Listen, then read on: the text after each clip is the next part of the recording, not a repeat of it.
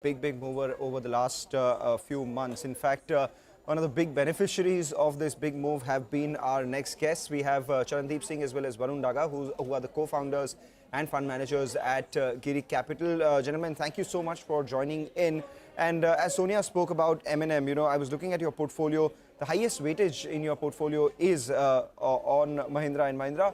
What have you guys made of these numbers? And with this kind of up move that we've seen already, how much of this do you think is baked in the price, and what's the way forward?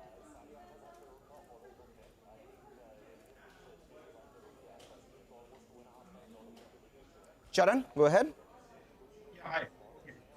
Hi, good afternoon to you and all the viewers of CNBC. Thanks for having us on the show. And, as to your question on Mahindra and Mahindra, hard to say how much is baked in. I think our thesis here was and always that there is an SUVization trend in India. If you look at what the Indian consumers become more demanding, they have more disposable income. They don't really want entry-level products anymore. And we are seeing this across most categories. There's premiumization everywhere as GDP levels go up and income levels go up. So similarly, people would rather not buy a car, right? They'd rather buy a car which gives them a good experience, which is why you're seeing so much success with models of Mahindra, models like the Tata Nexon. People want to try new things. It's the human race. So Mahindra and Mahindra has some really nice, neat models lined up. And they've been ahead of the curve in catching the whole SUVization trend. And the Indian car market, if you've seen for the last 7 or 8 years, SUVs have outstripped the growth of the overall car market, and this trend continues. And M&M, being sweetly positioned, is a good beneficiary. This is the kind of market where things get priced in quickly, so you're probably right. In the near term, maybe there's not much to go, but would we continue to hold a stock like this? We would not sell it. We would continue to hold it. And this is something we would do so until these trends continue to be in place. As long as they continue to be innovative and sell more cars, there is no reason to sell the stock. Again, this is our own personal opinion and not to be construed as advice that we are handing out. Well, we take that disclaimer on board as well, Charandeep, and go to speak to you, Charandeep, as well as Varun. What about Zomato? There's a debate that's going on all through the week. I think it was part of your portfolio, but I don't think it's there right now. If you could tell us whether or not you'll have lightened the position out there or exited, or you'll still hold Zomato. Just wanted some clarification out there. Yes, so I can take that. So we do not, we do like Zomato, but we do not hold it in the portfolio as of now. I think the call which we are taking, we really feel that the bottom is probably made, but the call which we are taking on the overall market is that you want to see a lot more execution, because I think it's very clear that the market is not rewarding anything which is in the Varun, future. just want to clarify, y'all don't have it right now, but y'all had it, right, Zomato? It was Yes, part we of the did. portfolio earlier. It used to be a part of it. And now it's not part of it. Go ahead, you're making a point.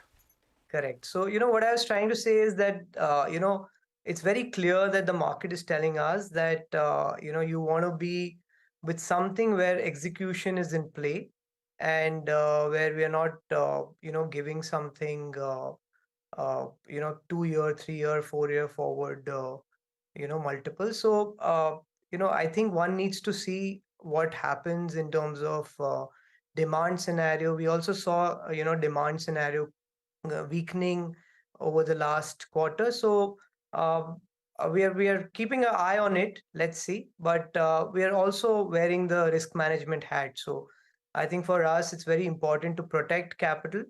And the idea is that, we should not lose money, once we buy the stock. So, I mean, we've managed to protect capital. We did not lose money in Zomato, and that's what's important for us. And if things turn around, if we see better numbers, we're always happy to get back. Charandeep, another space where we can see some difference in your portfolio is on Blue Dart. It was a part of your portfolio earlier, now we can't see it. And the other one is Bajaj Finance. Did you look to exit these two stocks? If yes, what was the thinking? Yeah, so thanks for that question. So I must tell you that, I'll try to answer that question with some greater context. Blue Dart is still part of our portfolio, although it's a little smaller in our portfolio than it was. Bajaj Finance is no longer in our portfolio because we've replaced it with some other financial services stocks. But where, one point that I'd like to make is, where we are incrementally seeing a lot of opportunity across our portfolio and across the market in general. If you notice our portfolio, almost 8 to 10 stocks are either in manufacturing, EPC, infrastructure, or capital goods. So a large part of our portfolio weightage, if you look at those 4 segments combined, is really moving in that direction and has been for the last 1 year. So you will see names like gearbox manufacturers like Elecon Engineering. You'll see names like ABB. You will see names like RHI Magnesita. And that's where we're really seeing the action in the economy. And I mean, this was, of course, corroborated by the budget, where you've seen so much more spent towards building out the nation. We also believe that this will be followed in the next few years by building out of factories as Make in India plays out. So I think you will, this is where our portfolio really is going, whether it's a power producer, whether it's a power ancillary, whether it's a steel ancillary, this is really our focus at present. Right. We take that point. Charan, earlier you stayed away from IT for a long time. Now, after the correction that we've seen and maybe the belief that there might not be a big recession in the US, instead there would at best be a soft landing as things, progress from here. IT could be one of those spaces which could benefit from low valuations and perhaps not as bad a problem on the demand front. Would you concur with that view, and maybe does that tempt you to nibble into these spaces? No, I think you're right. I mean, there is definitely a temptation to look at IT. It's such a large sector like financial services. Right. So we are very underweighted. But the way we look at businesses is we need to see a combination of many things. We need to see a combination of earnings acceleration. We need earnings growth, which is significantly above the average earnings growth of our portfolio. And of course, then we also need to see a valuation that leaves enough room for upside. So I think it's a question of IRR. There's nothing wrong with the companies. It's just a question of how much money we feel we can make over the next few years. That's where we would be at on IT. Okay, all right, gentlemen, final question before we let you go. Getting into 2023, the consensus theme was banks and financials. Some have performed, some haven't. Now, from your portfolio itself, I wanted your view. I think on SBI, either you'll have lightened your position or the weightage has come down for some reason. So have you cut some weight on SBI? And the other 2 names, Axis and Bajaj Finance, have you all exited there as well? So SBI, Axis and Bajaj Finance. Go ahead. So, I can take that. We have, rebalanced. I would say we still like Axis and SBI, but we've rebalanced into newer positions like 5-Star and other financials like IIFL1. So I think what we do is, because there are so many names in financials to choose from, and now if you see, the universe has just gotten wider with small finance banks and microfinance lenders.